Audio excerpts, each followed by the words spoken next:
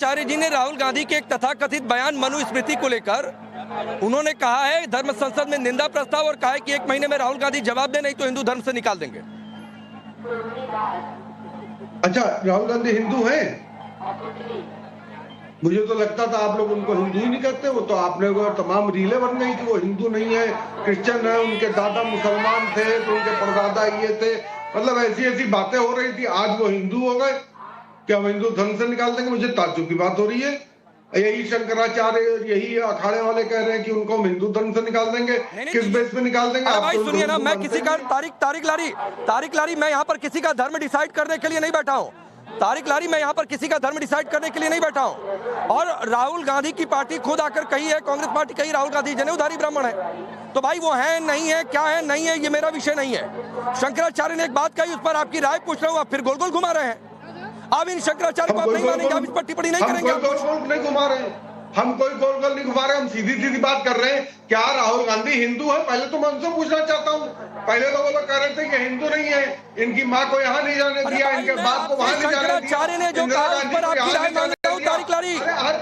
शंकराचार्य ने जो कहा उस पर आपसे सवाल पूछ रहा हूँ, उस पर आपकी राय मांग रहा हूँ। राहुल गांधी क्या है नहीं है, ये आपसे सर्टिफिकेट कोई लेने नहीं जाएगा। ना राहुल गांधी लेने जाएंगे, ना उनकी पार्टी लेने जाएगी। तो उधर मत जाइए, वो आपका विषय नहीं है, वो आपका विषय नहीं है। नहीं तो अच्छा तारिक लारी नहीं, तारिक लारी इसका मतलब आप कह रहे हैं कि राहुल गांधी हिंदू नहीं है। जानना चाहिए कि क्या राहुल गांधी हिंदू है? पहला सवाल तो आप ही को कर लेना चाहिए था। अरे तारिक लारी नहीं, तो इसका मतलब आप नहीं मानते। अच्छी बात है, ठीक है, राहुल गांधी हिंदू हो गए? नहीं, तो इसका मतलब आप हिंदू नहीं मानते उनको। हाँ, अरे आप हिंदू नहीं मानते उनको। आप हिंदू नहीं मानते थे, आप तो उनके दादा को मुसलमान कह रहे थे। कभी उनको नहीं, हमने कहा कि कुछ कभी और नहीं, आप हिंदू मानते कि नहीं मानते? कहते हैं तारिक लारी, आप राहुल गांधी को हिंदू मानते हैं? धर्म डिसाइड कर लीजिए, उसके बाद तारिक लारी, आप राहुल गांधी को हिंदू मानते हैं कि नहीं मानते हैं? और अगर आप हिंदू नहीं मानते हैं तो आप शंकराचार्य की बात को भी नहीं मान रहे हैं। नहीं, आप राहुल गांधी को हिंदू मानते हैं कि नहीं मानते हैं? शंकराचार्य आप राहुल गांधी को हिंदू मानते हैं कि नहीं मानते? राकेश जी, पहले आप बताइए वो किस धर्म के हैं, मैं समझ लूंगा। आप तो उन्हीं शंकराचार्य जी की एक बात को लेकर आपसे पूछ रहा हूँ। मैं नहीं शंकराचार्य, चार शंकराचार्य बताए तो कौन शंकराचार्य? पहले आप ये बताइए कि क्या वो हिंदू हैं? बहुत ये कंफर्म करिए। राकेश त्रिपाठी, ये तो कंफर्म कर रहे हैं आप लोग।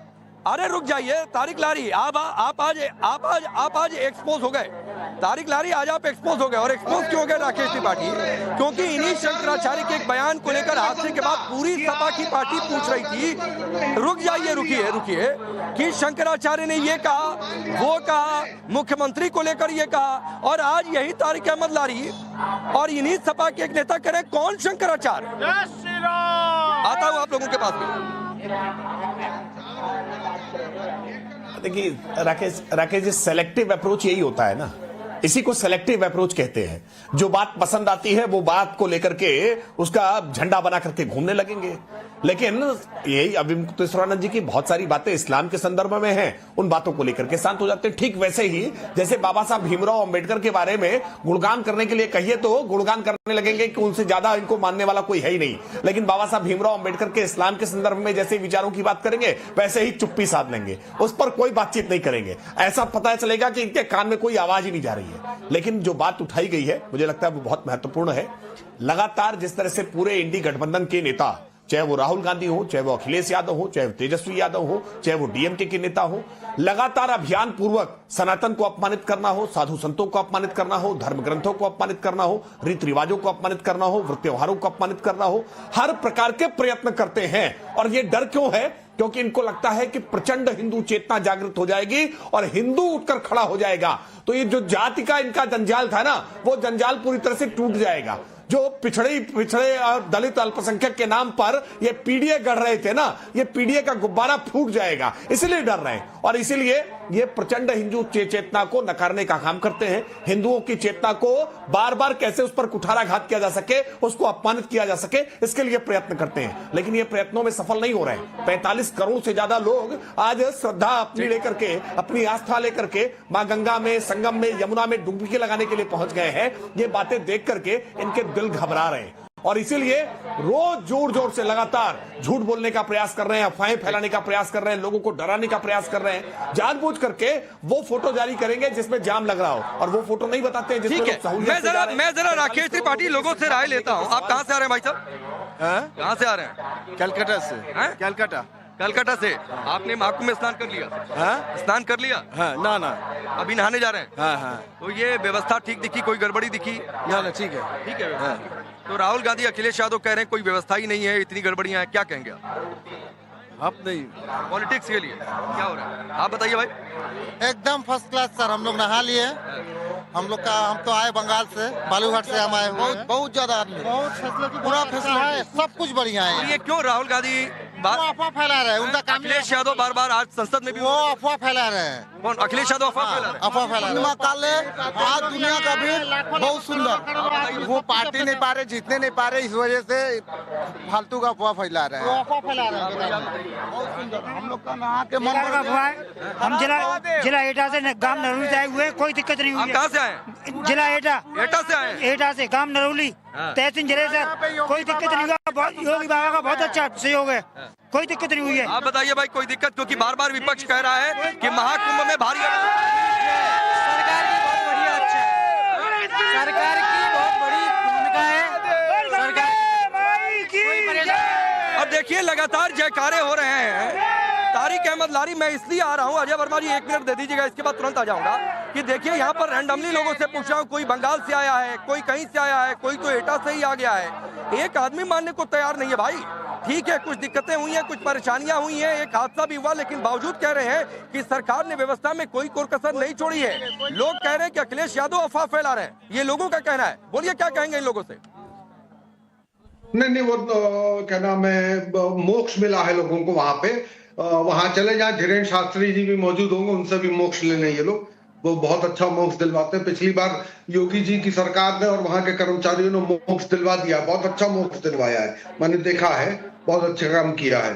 तो मैं तो चाहता हूँ धीरेन्द्र शास्त्री जी को वैसे ही मोक्ष मिल जाए। नहीं, तारिक अहमद लारी क्या कह रहे हैं कि ये लोग, अरे सुनिए तारिक अहमद लारी, आप कह रहे हैं कि ये लोग धीरेन्द्र शास्त्री के पास चले जाए, वो मोक्ष दिलवा रहे हैं।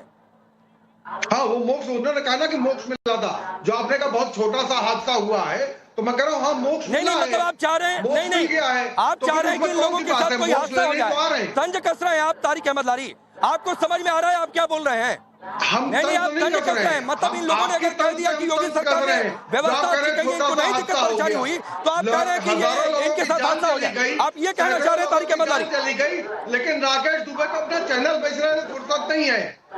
चैनल बेचने में फुर्सत नहीं, 1000 लोग वहां मर गए। नहीं, ये सैकड़ों हजारों अफवाह मत फैलाइए कि लाश दबा दी गई, लाशें तैरा दी गई, गंगा में बहा दी गई, ये सब अफवाहें मत कहिए तारिक अहमद लारी। एकदम नहीं। अगर इन लोगों ने ये कहा है, अगर इन लोगों ने ये कहा है कि ये इनकी अपनी राय है और ये नहीं इनको कोई दिक्कत हुई है, लेकिन ये बेहद आपत्तिजनक है तारिक अहमद लारी। मैं जाता हूं फिर लोगों के पास। आप लोगों ने तारीफ की है व्यवस्था की, सपा के नेता कह रहे हैं आप लोगों के साथ हादसा हो जाए, इस तरीके की उनकी बातें हो रही हैं कि धीरेन्द्र शास्त्री ने जो कहा। नहीं, ऐसा कोई बात नहीं है। हम लोग वेस्ट बंगाल मालदा से हैं, हम वहाँ से यहाँ तक पूरा सब्सिडी, कोई दिक्कत। हम लोग 800-900 किलोमीटर तो वहाँ से यहाँ तक आए, न ट्रेन कोई जाने आने का कोई दिक्कत हुआ, न यहाँ हम लोग का बैठ के खाने पीने का कोई दिक्कत। एक नंबर व्यवस्था हुई, अच्छी व्यवस्था हुई, सरकार की तरफ से बहुत अच्छी व्यवस्था है। पब्लिक बहुत ये लेकिन राकेश त्रिपाठी आपको सिर्फ दे रहा हूं और 30 सेकंड में देखिए, लोगों ने कहा तो ये कह रहे हैं तारिक अहमद लारी की चले जाएं, धीरेन्द्र शास्त्री के पास मोक्ष दिलवा रहे हैं तो हादसा हो जाए, ये तारिक अहमद लारी चाह रहे हैं क्या?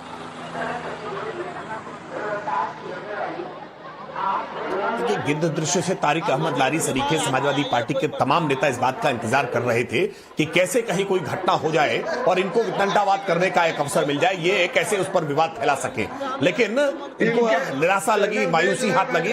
ये चाहते तो यही थे कि हजारों लोगों की वहां मृत्यु हो जाए ताकि ये उनकी मृत्यु पर कैसे उनके शवों पर, चिताओं पर ये रोटी सेक सके, लेकिन निराशा हाथ लगी। इतना दिव्यता के साथ, भव्यता के साथ एक कुंभ संपन्नता की तरफ बढ़ रहा है, इससे इनको पीड़ा हो रही है, लेकिन लेकिन तारिक अहमद लारी का यह बयान निश्चित तौर पर बहुत असंवेदनशील है, बहुत संवेदनहीनता के साथ भरा हुआ है और राजनीति करने वाले लोगों को संवेदना के साथ होना चाहिए। अगर कुंभ में आने में किसी को पीड़ा हुई है या कहीं किसी को जाम में परेशानी हुई है तो आप मददगार बन के खड़े होइए। यह सरकार का आयोजन केवल नहीं है, यह जनता का आयोजन है, यह जनता के लिए है। इसलिए आप भी एक जनता के दल हैं, राजनीतिक पार्टी हैं, आप मदद के लिए खड़े हो सकते हैं। लोगों को डराइए मत, अफवाहें मत फैलाइए। अफवाह तो भैया वो राकेश भाई आपने ये नहीं जवाब दिया कि राहुल गांधी हिंदू है। अजय वर्मा ये तो बता दीजिए, आप जवाब दे दीजिए। अरे भाई आपने जवाब नहीं दिया।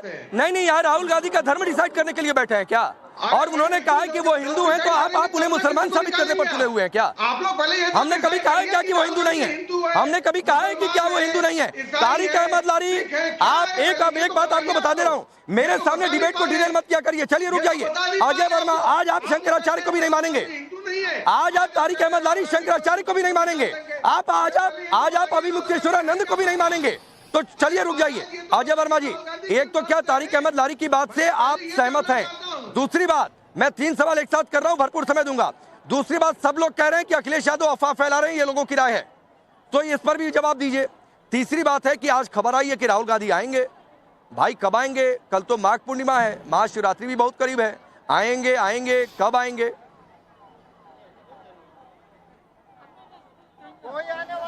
देखिए राकेश जी, सबसे पहले तो देखिए, कुंभ में जो भी लोग आ रहे हैं उनका भव्य स्वागत है। ये आस्था का विषय है, आस्था का प्रश्न है और इस पे कोई क्वेश्चन मार्क नहीं उठा। अच्छी बात है, लोग स्नान कर रहे हैं, इनके अपने अपने विचार हैं। दूसरी बात, अभी मुक्तेश्वरानंद जी ने, अगर राहुल जी ने ना ऐसा कोई बयान दिया है ना कहा है, अगर कोई चीज अभी भी मुक्तेश्वरानंद जी कह रहे हैं शंकराचार्य जी, तो हमें उनके उसमें कोई दिक्कत नहीं है। 1 महीने में जो वो कह रहे हैं उनका जवाब उनको दे देंगे, हमें कोई दिक्कत नहीं है। अगर उन्होंने कहा है कोई बात है तो ऐसी तो कोई बात पहले है नहीं। तीसरा मैं ये पूछना चाहता हूं थोड़ा सा राकेश जी, आप कुंभ में हैं, कुंभ कोई आज नया तो हो नहीं रहा है। इतिहासकार कामा मैकलिन के अनुसार 1870 का मेला इलाहाबाद का पहला मेला था जिसे कुंभ कहा गया था। हमें कोई ऐतराज नहीं है, आप 90 करोड़ बताएं या 95 करोड़ बताएं, आपकी एआई बताएं। आज तक यहां का आपको मालूम है कि प्रयागराज में लगने वाला महाकुंभ मेला करीब 4000 हेक्टेयर में फैला है। केवल 4000 हेक्टेयर का मतलब यह है 15,000 बीघा, और 15,000 बीघा में कितने आदमी आती हैं, अगर आप मैथ जानते हो, सरकार जानते हो। दूसरी बात, तीसरी बात, इलाहाबाद शहर जो है वो 5482 वर्ग मीटर किलोमीटर में बसा हुआ है केवल। अजय जी, राहुल गांधी कब आएंगे बता दीजिए, छोड़िए ना। मैं तो वैसे भी मनुस्मृति पर राहुल गांधी ने क्या कहा, नहीं कहा, भी बता रहा हूं, मैंने नहीं कहा। अच्छी बात है, अगर नहीं कहा तो मैंने इसीलिए तथाकथित बयान दिया, बयान कहा मैंने। हाँ अब मैं तीसरी बता तो दूं कि आप जो है, देखिए, अगर अखिलेश यादव कोई चीज उठा रहे हैं, कुंभ के संदर्भ में गलत इतिहास प्रस्तुत कर रहे हैं।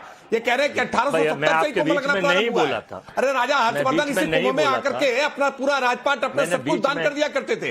कुंभ की परंपरा कितने सैकड़ों हजारों वर्ष पुरानी है, ये अजय वर्मा को जानकारी नहीं है। आपको सनातन के बारे में जानकारी नहीं है, जानकारी इकट्ठा किया करिए ना। ये टीवी डिबेट में आकर के झूठ मत फैलाया करिए। आप कुंभ की महिमा को कम करने का प्रयास थोड़ा बीच में आप बोल लीजिए।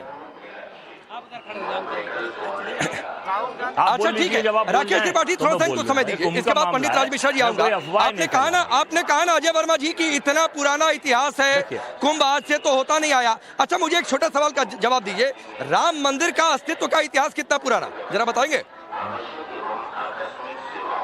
देखिए, मैं अभी पहले आपके पहले जवाब का दे दूं, फिर उसको करता हूं। अखिलेश यादव अगर संसद में कोई बात उठा के कह रहे हैं कि सरकार ने ये कैसे गिन लिया, 45 करोड़ लोग आ गए, आज तक शवों की संख्या नहीं बताई गई, कितने मिसिंग है ये नहीं बताए गए, ये सरकार की नीति और नियत पर सवाल है और देश की ससौड़ी पंचायत में सरकार की संख्या भाई के उठाने पर कोई प्रॉब्लम नहीं है। अरे आप सवाल उठाइए, लेकिन जब अजय वर्मा जी अव्यवस्थाओं की बातचीत करते हैं, आज 12 तारीख से आप सोचिए 1 महीना होने को आया, एक आदमी यहाँ पर अव्यवस्था मानने को तैयार नहीं है, तो इसीलिए लोग कह रहे हैं कि अफवाह आप लोग फैला रहे हैं। चलिए छोड़ देता हूँ, मैंने आपसे पूछा कि राम मंदिर के अस्तित्व का इतिहास कितना पुराना। लोग नहीं कह रहे, ये केवल भाजपा का 21 साल भाजपा के प्रोपोगंडिस्ट भाजपा के नेता, भाजपा के प्रवक्ता, अरे ये भाजपा के लोग हैं और इनके भाजपा के एजेंट्स भाई लोग कह रहे हैं, लोग नहीं कह रहे। कौन भाजपा का है यहाँ पर? सर, कौन भाजपा का है यहाँ पर का पार्टी किस लिए, धर्म के लिए आए हैं। कोई का यहाँ पर कोई भाजपा का नहीं है, चिंता मत करिए, कोई भाजपा का नहीं है, ये रैंडम भीड़ है जो यहाँ पर आई है। मैं फिर सवाल पूछ रहा हूँ अजय वर्मा, नहीं, राम मंदिर के अस्तित्व का इतिहास कितना पुराना, मैं ये जानना चाहता हूँ। मेरे सुन लीजिए, राम सबके मन में कणकण में बसे हुए हैं, राम सबके मन में कणकण में बसे हुए हैं।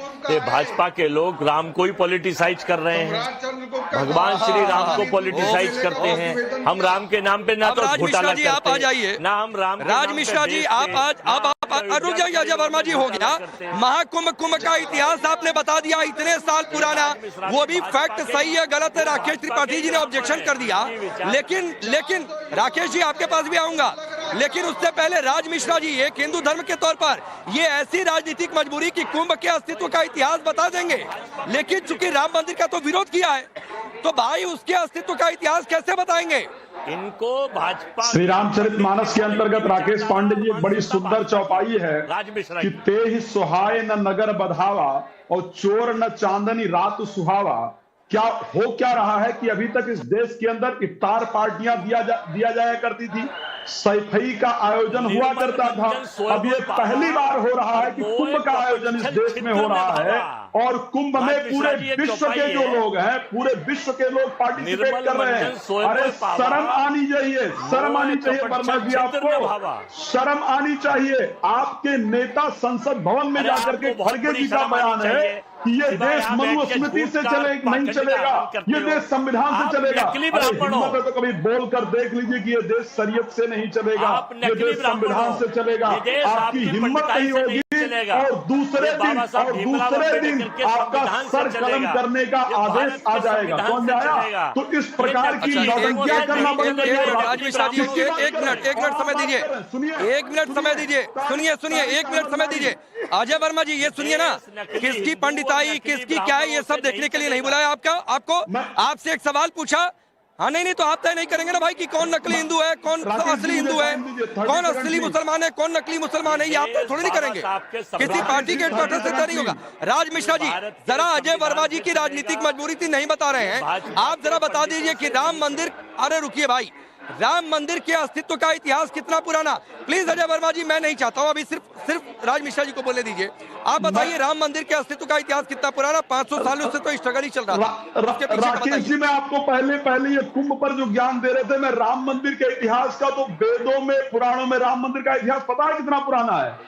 4,32,000 वर्ष कलयुग की आयु है, ओके, और द्वापर की आयु है 8,64,000 वर्ष। 8,64,000 वर्ष पहले त्रेता युग के अंतर्गत राम जी का जन्म हुआ था, और उसी समय से वेद इत्यादि के अंतर्गत बाकायदा अयोध्या का वर्णन है, अयोध्या का प्रमाण है। और सत्य बता दूं, जब से लारी सहमत के भी जो आका इत्यादि थे ना, जो अब्बा थे ना, वो बब्बा बने थे, राम जी की पूजा करते थे। और ये जो आज नकली जो बन करके हिंदू दत्तात्रेय गोत्री जो हिंदू बन रहे हैं ना, जो दत्तात्रेय गोत्री हिंदू बनते हैं, जो चुनाव आने पर जनेऊ डाल लेते हैं, अजय वर्मा जी, अब रुक जाइए राज मिश्रा जी, अजय वर्मा जी 30 सेकंड आपको दे रहा हूँ, 30 सेकंड दे रहा हूँ। आप आपके गठबंधन में कभी सनातन को एड्स कुष्ठ बता देंगे, ठीक है, कभी राम को लेकर टिप्पणियां, आज राम मंदिर के अस्तित्व का इतिहास आपसे पूछ लिया, तो कुंभ के अस्तित्व का इतिहास बताएंगे, राम मंदिर के अस्तित्व का इतिहास नहीं बताएंगे, तो सवाल उठता है कि भाई ये एंटी हिंदू स्टेटमेंट है कि नहीं है, ये सनातन का अपमान है कि नहीं है? आप नहीं मुकर हो पा रहे वोट बैंक के चक्कर में। 30 सेकंड अजय वर्मा जी, फिर राकेश त्रिपाठी आ रहा हूँ, रुक जाइए, सिर्फ अजय वर्मा जी। 7,000 बता 4,000 हेक्टेयर में 15,000 बीघे में कितने लोग एक महीने में रोज अगर जोड़ोगे, तो सिवाय इसके कि जो 7,000 करोड़ या 10,000 करोड़ रुपए सरकार ने जारी किया है जनता और हमारा टैक्स का पैसा, उसमें घोटाले के लिए, ठीक है आपने कुंभ कर रहे हैं, सरकार जो भी होती है वो कुंभ करती है, व्यवस्था करती है, ये आपका कोई निजी प्रोग्राम नहीं है। अजय वर्मा जी, नानी कुंभ में आए, पैसा नहीं लाए, आप कुंभ में आए, आप आइए ना भाई, ना तो आप आए, ना तो हमारी जिन सपा और के आपके प्रवक्ताओं को टैक्स मैंने के बुलाया पैसे कि आ से- जाइए, यहीं से मेरे बगल में खड़े होकर डिबेट कर लीजिएगा, अरे यार, तो वो आप आने की सब्जेक्ट- आने की जहमत नहीं आप उठा पांडे पाए। जी, आप तो बैठ आप के आएंगे भाषण नहीं, दे रहे कभी हो। दिल्ली, गाजियाबाद, कोई मुरादाबाद, कोई लखनऊ में बैठकर डिबेट करेगा। राकेश त्रिपाठी राम मंदिर के अस्तित्व का इतिहास पूछ दिया तो कुंभ के अस्तित्व का इतिहास बताने वाले अजय वर्मा जी हेक्टेयर और पता नहीं क्या क्या बताने लगे। रुक जाइए राकेश पांडे। हाँ नहीं ठीक है, भेजते हैं आप। अच्छा ठीक है, मैं दोनों बातें बता देता हूं। सबूत दिखा दीजिए भाई, सबूत दिखा दीजिए। चलिए रुक जाइए, अजय वर्मा को पहले जानकारी इकट्ठी कर ले। मैं तो अजय वर्मा को बता दे रहा हूं 400 ईसा पूर्व। अजय वर्मा जानकारी रखो, आगे काम आएगा। अजय वर्मा जानकारी रखो, आगे काम आएगा, वरना फिर किसी डिबेट में जाओगे ऐसे ही अपमानित होगे। जानकारी जो अफजल गगरी होती है ना, वो छलकत जाए होती है, थोड़ा इसलिए जानकारी रखा करो। आपने 1860 का उल्लेख किया, मैं आपको 400 ईसा पूर्व बता रहा हूं। 400 ईसा पूर्व सम्राट चंद्रगुप्त के दरबार में यूनानी दूत ने इस कुंभ मेले का उल्लेख किया है। 400 ईसा पूर्व, मैं ईस्वी सन के पहले बता रहा हूं, और मैं जिनके डॉक्यूमेंटल एविडेंस है 600 ईस्वी में, ये ईस्वी सन में बता रहा हूं, 600 ईस्वी सन में वेनसांग चीनी यात्री वेनसांग आया है, और चीनी यात्री वेनसांग ने सम्राट हर्ष के समय में लगे हुए उस समय कुंभ मेले के बारे में वर्णन किया है। अब आप वेनसांग को पढ़ोगे नहीं, 400 ईसा पूर्व क्या हुआ, 600 ईस्वी में क्या हुआ, ये जानकारी मैं तो डॉक्यूमेंटल एविडेंस वाली बातें बता रहा हूं। और आप पूछ रहे हो कि 4000 हेक्टेयर में कितने व्यक्ति आ गए हैं। अजय वर्मा, वैसे तो आपकी जानकारी के लिए आवश्यक नहीं है, लेकिन फिर भी आप अपनी पार्टी की ओर से प्रत्यावेदन भेजिए उत्तर प्रदेश सरकार के नाम से। उत्तर प्रदेश सरकार आपको उस व्यवस्था को दिखा देगी कि हेड काउंट कैसे किए जाते हैं। इस टेक्नोलॉजी का जानकारी आपको दिला देंगे। वैसे अखिलेश यादव जी से ठीक है, नहीं ये बहुत अच्छी बात है। राकेश रुक जाइए, अब समय थोड़ा सा कम है। अजय वर्मा जी और तारिक लारी, आप लोगों ने पूछा ना नंबरिंग कैसे, अब तो राकेश त्रिपाठी ने भारतीय जनता पार्टी की ओर से एक ओपन चैलेंज दे दिया है कि आप लोग एक प्रत्यावेदन भेजिए कि भाई ये नंबर काउंट कैसे हो रहा है। तो एक डेमोन्स्ट्रेशन आपको दे दिया जाएगा सरकार की ओर से कि देखिए ये टेक्निक है, कैसे हेड काउंट हो रहा है, 40, 45, 50 करोड़ कैसे हो रहा है। तो आप लोग देख लीजिए, उसके बाद सवाल उठाइएगा तो फिर भी समझ में आएगा। और एक बात, जो 1870 से आप कुंभ की बात कर रहे थे, भाई समुद्र मंथन 1870 में हुआ था क्या? समुद्र मंथन हुआ, अमृत कुंभ आया, 4 जगह पर अमृत की बूंदें गिरी। ये तो अजीब इतिहास है कि समुद्र मंथन को ये बता देंगे कि 1800 साल में हुआ था। क्या गजब स्थिति भाई। चलिए वक्त इतना ही है, जनता सब समझती है। आप सबका बहुत बहुत शुक्रिया। रुकेंगे।